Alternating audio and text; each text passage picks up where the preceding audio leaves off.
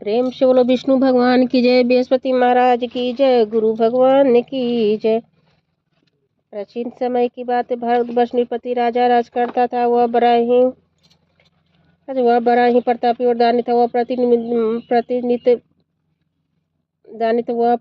नित्य प्रतिदिन मंदिर में भगवत दर्शन करने जाता। वह ब्राह्मण गुरु की सेवा किया कर उत्तरवादी से कोई भी याचक निराश होकर नहीं लगा। प्रत्येक गुरुवार को व्रत रखकर पूजन करता था। हर दिन गरीबों की सहायता करता, परंतु यह सब बात रानी को अच्छी नहीं लगती थी। वह न व्रत करती और किसी को भी पैसा दान देती थी। वह राजा से वैसा करने को मना करती थी। एक समय की बात, राजा शिकार खेलने वन को चले गए थे। घर पर रानियां और दासियां थे। उस समय गुरु बृहस्पति के साधु को रूप धारण कर राजा दरवाजे पर भिक्षा मांगने गए। साधु ने रानी से भिक्षा मांगी तो वह कहने लगी, हे साधु महाराज, मैं इस दान पुण्य से तंग आ गई। इस कार्य के लिए मेरे पति देव ही बहुत है। आप इस कृपा करके सब धन नष्ट हो जाता था, मैं आराम से रह सकूं। साधु रूपी बृहस्पति देव ने कहा, हे देवी, तुम बड़ी विचित्र हो। संतान धन से कोई दुखी नहीं होता, सभी चाहते। पापी पुत्र धन की इच्छा करता। अगर तुम्हारे पास अधिक धन तो भूखा बनो, उसको भोजन कर, प्याव लाकर ब्राह्मणों को दान दो, धर्मशाला बनाओ, कुआं, तालाब, बावली, बगीचे आदि का निर्माण कराओ तथा निर्धन की कुमारी कन्याओं का विवाह कर, और साथ ही यज्ञादि कर्म करो। इस प्रकार के कर्मों से फूल और नाम परलोक में सार्थक होगा एवं स्वर्ग की प्राप्ति होगी। परंतु रानी साधु की इन बातों से खुश न हुई। साधु से कहने लगी, हे साधु महाराज, मुझे ऐसे धन की आवश्यकता नहीं जिसको मैं अन्य लोगों को दान दूं, जिसके रखने में मेरा सारा समय ही बर्बाद हो नष्ट हो जाए। साधु ने कहा, हे देवी, यदि तुम्हारी ऐसी इच्छा तो ऐसे ही करना। मैं तुम्हें बताता हूँ, वैसा ही करना। बृहस्पतिवार के दिन घर को गोबर से केशों को धोना, केशों को पीली मिट्टी से धोना, केशों को धोते समय स्नान करना और जैसे करना। हजार कपड़ा भोजन के समय मांस कपड़ा धोबी किया, ढोल डाला। इस प्रकार साथ बृहस्पति का बार करने से सब धन नष्ट हो जाएगा। ऐसा कहकर साधु महाराज रूपी बृहस्पति अंतर ध्यान हो। साधु रानी ने साधु कहने के अनुसार ही 7 बृहस्पतिवार तक वैसा ही करने का विचार किया। साधु के बताए अनुसार कार्य करते हुए केवल 3 बृहस्पतिवार बीते। दिन का समस्त धन संपत्ति नष्ट हो गया। भोजन के लिए दोनों समय तरसने लगे। सारे भोग से दुखी कराने लगा। तब वह राजा रानी से कहने लगा कि हे रानी, तुम यहाँ पर, अब मैं दूसरे देश को जाता हूँ, क्योंकि यहाँ पर मुझे सभी मनुष्य जाते कोई कार्य कोई नहीं कर सकता। देश और प्रदेश भी बराबर है, नहीं प्रदेश जा रहा, यहाँ कोई कार्य नहीं कर सकता। अब मैं प्रदेश जा रहा हूँ, वहाँ कोई काम धंधा करूंगा, शायद हमारे भाग बदल जाए। ऐसा कहकर राजा प्रदेश चला गया। वह जंगल में लकड़ी काट कर लाता, सारे बेचता, इस तरह जीवन व्यतीत करने। उधर राजा के बिना रानी और दासियां। रानी ने किसी भोजन मिलता, किसी जल पीकर ही राजा। एक समय की बात, एक समय रानी और दासियां दोनों को 7 रोज बिना भोजन के व्यतीत करना पड़ा। तो वो रानी ने अपनी दासी से कहा, हे दासी, यह पासी नगर मेरी बंद है, तो बड़ी धनवान है, तो उसके 50 बेचारे में मांगला, जिसे कुछ समय के लिए गुजर हो जाएगी। दासी रानी की बहन के पास गई। रानी की बहन उस समय पूजा कर रहे थे, बृहस्पतिवार का दिन था। दासी ने रानी की बहन से कहा, हे रानी, मुझे आपकी बहन ने भेजा, मेरे लिए 500 भेजा दो। दासी ने यह बात अनेक बार कही, परंतु रानी ने कुछ तो उत्तर नहीं दिया, क्योंकि उसमें बृहस्पतिवार की कथा सुन रही थी। जब दासी को रानी की बहन से कोई उत्तर नहीं मिला, बहुत बहुत दुखी, क्रोध है, और गाँव लौटकर रानी के से आकर बोली, हे रानी, आपकी बहन तो बहुत धनी स्त्री है, छोटे मनु से बात भी नहीं करती। मैंने उसने कहा तो उसने कोई उत्तर नहीं दिया, मैं वापस चली है। रानी बोली, हे दासी, इसमें से कोई दोष नहीं है। जब बुरे दिन आता है तब कोई सहारा नहीं देता। अच्छे बुरे का पता विपरीत में लगता है। जो ईश्वर का इच्छा होगी, ईश्वर भाग का दोष है। उधर रानी की बहन ने सोचा कि मेरी बहन की दासी आई थी, परंतु मैं उसे नहीं बोली से वो बहुत दुखी हो गई। यह सोच कथा सुना, विष्णु भगवान का पूजन समाप्त कर रानी बहन के घर आई और वह कहने लगी, हे बहन, मैं बृहस्पतिवार का व्रत कर रही थी, तुम्हारी दासी हमारे घर आई थी, परंतु जब तक कथा होती है तब तक हम लोग ना उठते हैं ना बोलते, इसलिए मैं ना बोली। कहो दासी, क्यों आई थी? रानी बोली, बारह हमारे घर अनाज नहीं था, वैसे तुमसे कोई बात छिपी नहीं है, इस कारण मैंने दासी को तुम्हारे पास 500 बेचने लेने के लिए भेजा था। रानी की बहन बोली, देखो बहन, देखो, बृहस्पति भगवान मनोकामनाएं पूर्ण करते हैं। देखो, शायद तुम्हारे घर में अनाज रखा हो। इसलिए सुनकर दासी अपने घर के अंदर गए। वहाँ ये घर अबेजा से भरा मिल गया। बड़ी हैरानी, क्योंकि उसने एक एक बर्तन देख लिया था। उसने जब बाहर आकर रानी से बताया कि दासी अपनी रानी से कहने लगी, हे रानी, देखो, वैसे हमको जवान नहीं मिलता, रोजी व्रत करते, सब व्रत की विधि और कथा पूछ ली जाए तो हम भी इसे किया करेंगे। दासी के कहने पर रानी की बहन ने बृहस्पतिवार के व्रत के बारे में पूछा।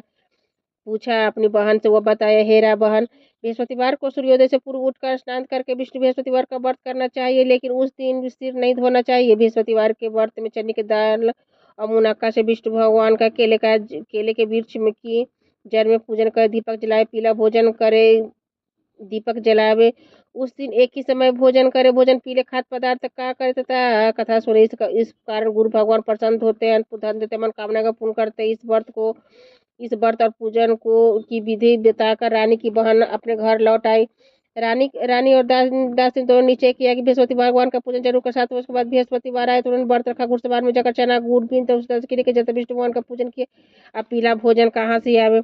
दोनों बड़ी दुखी थे, परंतु उन्होंने व्रत किया था, इस कारण गुरु भगवान प्रसन्न थे। वे एक साधारण व्यक्ति के रूप में वे 2 थाली पीला सुंदर भोजन लेकर दासी को देकर बोले, हे दासी, तुम्हारे और रानी के लिए भोजन तुम दोनों करना। दासी भोजन पाकर बड़ी प्रसन्न हुई। रानी से बोली, चले रानी जी भोजन कर लो। रानी को भोजन आने के बारे में कुछ पता न था, इसलिए दासी से बोली, तू भोजन कर, क्योंकि व्यर्थ में हंसी उड़ाती है। दासी बोली, एक व्यक्ति है भोजन दे गया। रानी कहने, भोजन तेरे लिए दे गया, तू ही भोजन कर। दासी कहा, हुआ व्यक्ति हमको 2 थाली भोजन देगी, इसलिए हम तुम दोनों साथ साथ भोजन करेगी। दोनों को गुरु भगवान को नमस्कार करके भोजन आरंभ किया। उसके बाद वे प्रत्येक बृहस्पतिवार को गुरु भगवान का व्रत और पूजन करने लगे। बृहस्पति भगवान की कृपा से उसके बाद धन हो गए, परंतु रानी फिर पहले की तरह आरज करने लगी। तब दासी बोली, देखो रानी, तुम पहले इस प्रकार आरज करते तो मैं धन का रकम कष्ट होता, इसका सब धन नष्ट हो गया। अब गुरु भगवान की कृपा से धन मिला तो फिर तो मेरा आलस होता। बड़ी मुसीबत के बाद हमने धन पाया, इसलिए हमें दान पुण्य करना चाहिए। भूखे मनुष्य को भोजन करा, पिया लेकर ब्राह्मणों को दान दो, कुआं तालाब बगीचे आदि का निर्माण करा, मंडी प्रसाद बनाकर दान दो, कुमारी कन्याओं का विवाह करा, धन शुभ कार्यों में खर्च कर, तुम्हारे कुल के यश स्वर्ग की प्राप्ति होगी। कुमारी कन्याओं पाठशाला बनाकर दान दो, कुमारी कन्या का विवाह को धन शुभ कार्य में खर्च कर, कुल के यश स्वर्ग की प्राप्ति हो और पितृ प्रसन्न हो। दासी की बात मानकर रानी ने इस प्रकार कार्य करने के प्रारंभ किए, जिसे उसका काफी यश फैलने लगा। एक दिन रानी और दासी आपस में विचार करने लगे कि न जाने राजा किस दशा में होंगे, कोई खबर नहीं। गुरु भगवान से उन्होंने प्रार्थना की, भगवान रात्रि में जाकर सपने में कहा, हे राजा उठ, सभी तो तैयारी उठ होंगे, उनकी कोई खबर नहीं। गुरु भगवान से उन्होंने प्रार्थना की, भगवान ने रात्रि में जाकर सपने में कहा, हे राजा,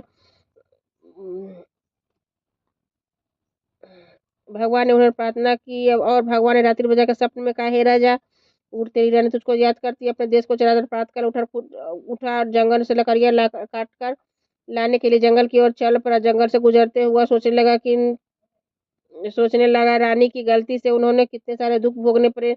राजपाट छोड़कर उसे जंगल में आकर रहना पड़ा। जंगल से लकड़ी काटकर उन्हें बेचकर गुजारा करना पड़ा। उसी समय उस जंगल से बृहस्पति देव एक साधु का रूप धारण कर आ गए। राजा के पास आकर बोले, हे लखराज, सुनसान जंगल में किस चिंता बैठे हो, मुझको बतलाया। नेत्र में जल भरा है। साधु को वंदना कर बोला, हे प्रभु, सबको जानने वाले। साधु को संपूर्ण कहानी बतला दी। महात्मा दयालु होते वे उसे बोले, हे राजा, तुम्हारी पत्नी ने बृहस्पति देव के प्रति अपराध किया था, जिस कारण तुम्हारी यह दशा हुई।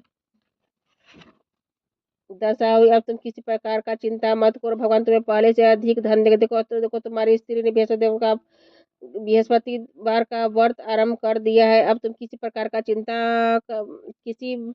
बृहस्पतिवार का व्रत करने की प्रारंभ कर दिया। अब तुम भी बृहस्पतिवार का व्रत करके शनिवार को गुरुजल को लोटे में डालकर केले का पूजन करो, फिर कथा को और सुनो। भगवान तुम्हें पहले से अधिक भगवान तुम्हें भगवान तुम्हारी सब मनोकामनाओं को पूर्ण करेंगे। साधु को प्रसन्न देखकर राजा बोले, हे प्रभु, मुझे लकड़ी बेचकर इतना पैसा नहीं मिलता जिससे भोजन करने को उपरांत कुछ बचा सकूं। मैं रात्रि में अपनी रानी को व्याकुल देखा, मेरे पास कुछ भी नहीं, खबर भी मंगा सकूं। फिर मैं बृहस्पतिवार की क्या कहानी कहूँ, मुझको मालूम भी नहीं है। साधु ने कहा, हे राजा, तुम किसी बात का चिंता मत करो। बृहस्पतिवार के दिन तुम रोजाना तरह कार्य लेकर शहर पहुंच जाओ, तुम्हारे दुगुणों से दुगुना धन प्राप्त से तुम भली भांति भोजन कर दो। बृहस्पति पूजा सामान मिल जाए। इस प्रकार से है। बृहस्पति भगवान की जय। प्राचीन काल में एक बहुत ही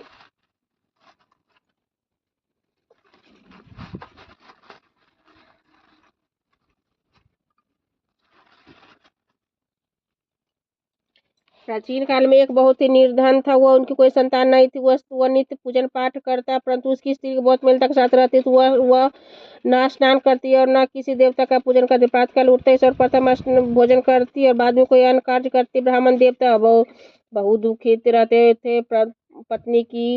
पत्नी को बहु समझाते किंतु तो कोई परिणाम न निकला। भगवान की कृपा से ब्राह्मण की स्त्री कन्या रूप रत्न पैदा हुआ। कन्या पिता के घर में बड़ी होने लगी। वह बालका प्रातः स्नान करके भी भगवान विष्णु का जाप करती थी। बाद में कोई करती। वह बचपन से ही बृहस्पतिवार का व्रत भी करने लगी। पूजन पाठ को समाप्त करके स्कूल जाते मुट्ठी में जौ भर के ले पाठशाला के मार्ग में डालती जाती, तभी सोने को लौटते बिन घर ले आती थी। एक दिन वह बार का सूप सोने से पटक कर साफ कर रही थी, तभी उसकी माँ ने देख लिया। कहा, हे बेटी, सोने से पटकने का सोने का सूप दूसरे दिन गुरुवार था। उसने व्रत रखा, विश्वदेव से प्रार्थना करके कहा, हे प्रभु, यदि मैंने सच्चे मन से पूजा की हो तो मुझे सोने का सूप दो। स्कूल सूप दे दो। बृहस्पति देव की उसकी प्रार्थना स्वीकार कर रोजाना की तरह कन्या जौ फैलाती हुई जाने लगी। जौ लटकर जौ बीन रही थी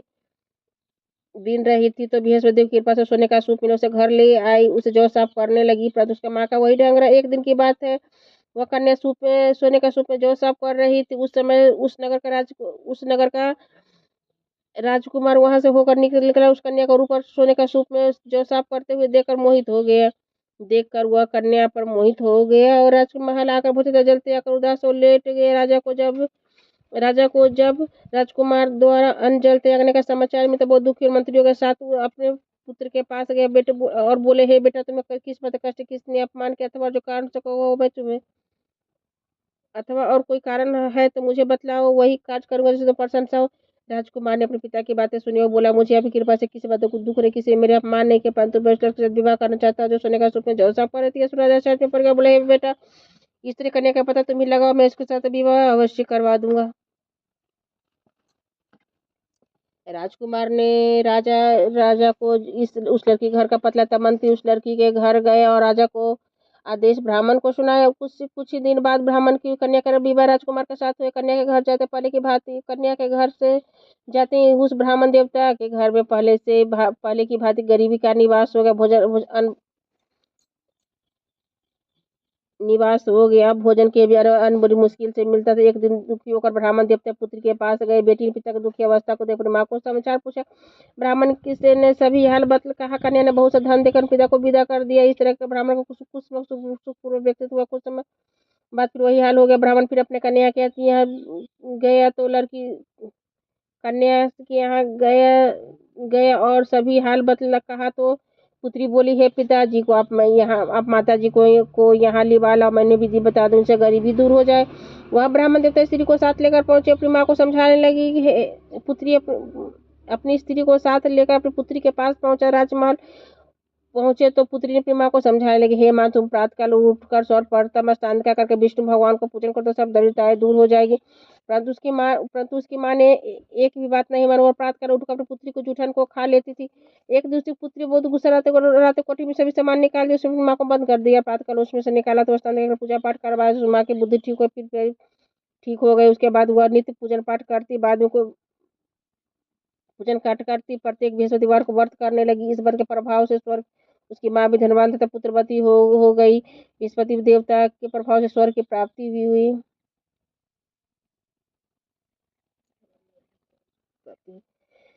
वह ब्राह्मण सुखपूर्वक श्लोक सुख को भोग स्वर्ग की प्राप्ति हुआ। इस तरह की कहानी कहकर साधु देवता वहां से लोप हो गए।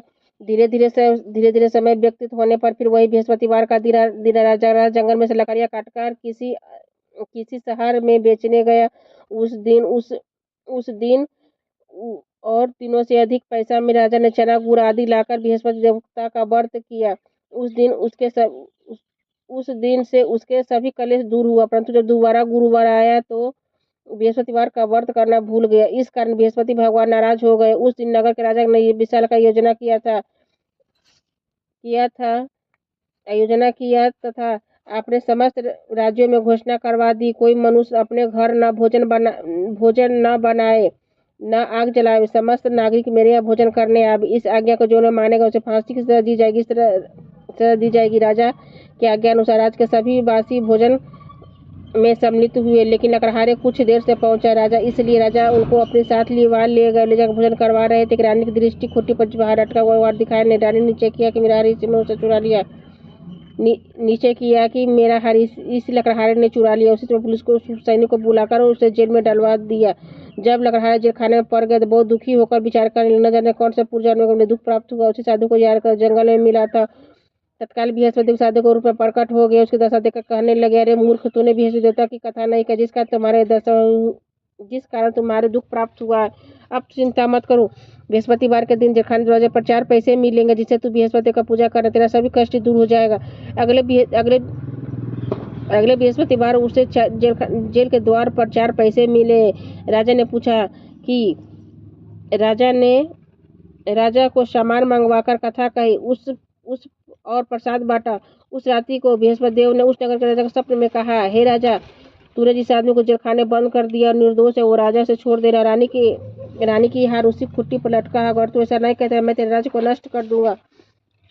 प्रातःकाल उठा और खुट्टी पर हाथ देकर लकड़हारे से को क्षमा मांगे। राजा को एक सुंदर आभूषण देकर भेंट देकर उसे विदा कर दिया। गुरुदेव की आज्ञा अनुसार राजा अपने नगर को लौट चल दिया। राजा जब नगर के निकट पहुंचा तो उसे बड़ा आश्चर्य, जो नगर पहले से अधिक बाग तालाब कुएं तथा बहुत से धर्मशाले मंदिर आदि बन गए थे। राजा ने पूछा, किसकी धर्मशाला है? पूछा कि किसका बाग और धर्मशाला है। तब नगर के सब लोग कहने लगे, रानी और दासियां की है द्वारा बनवाए गए। राजा को आश्चर्य और गुस्सा भी आया। जब रानी ने यह खबर सुनी कि राजा आ रहे, तो दासी जगह, हे दासी, देख राजा कितनी बुरी हालत में छोड़ गए थे, हमारी ऐसी हालत देखकर लौट ना जाए, इसलिए तू दरवाजे पर खड़ी हो जा। रानी के आज्ञा अनुसार दासी ने जगह दरवाजे पर खड़ी हो गई। जब राजा ने साथ लिवार लाई तब राजा ने क्रोध करके अपनी तलवार निकाली और पूछने लगा, भैया बतला, यह धन तुम्हें कैसे प्राप्त हुआ? तब रानी ने ये बताया, यह सब धन बृहस्पति देव की कृपा से हमें यह सब धन बृहस्पति देव के व्रत के प्रभाव से प्राप्त हुआ। राजा ने तब निश्चय किया कि 7 रोज के बाद तो सभी बृहस्पति देव का पूजन करते हैं, परंतु मैं रोजाना दिन में 3 बार कथा तथा वह व्रत कथा कहा करूंगा और व्रत किया करूंगा। अब हर समय राजा दुपट्टे में चने की दाल बंधे दिन में 3 बार कहानी कहता। एक रोज राजा ने विचार किया, चलो अपनी बहन के यहाँ हो। वही इस तरह राजा नीचे कर घोड़ों पर सवार हो अपनी बहन के यहाँ चल दिया। मार्ग में उसने देखा कि कुछ आदमी एक मुर्दे को लिए जा रहे हैं। उन्हें रोककर राजा कहने लगा, अरे भैया, मेरी बृहस्पतिवार की कथा सुन लो। वे बोलो, हमारा आदमी मर गया है, इसको कथा ही पड़ी है। परंतु कुछ आदमी बोले, अच्छा कहो, हम तुम्हारी कथा को सुनेंगे। राजा ने दाल निकाली, जब कथा आदि निकाली और कथा कहनी शुरू की। जब कथा आदि तो मुर्दा हिलने लगा। जब कथा समाप्त हो गई, राम राम करके वो मुठ खड़ा हो गया। राजा आगे को चलने, राजा के हरते बेल प्रचार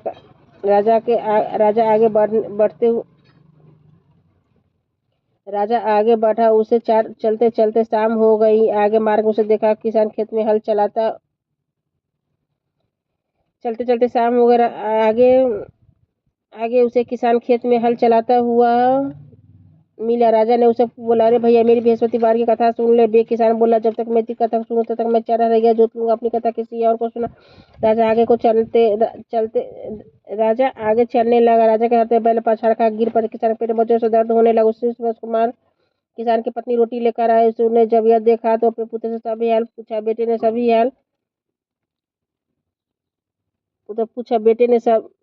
हाल कहा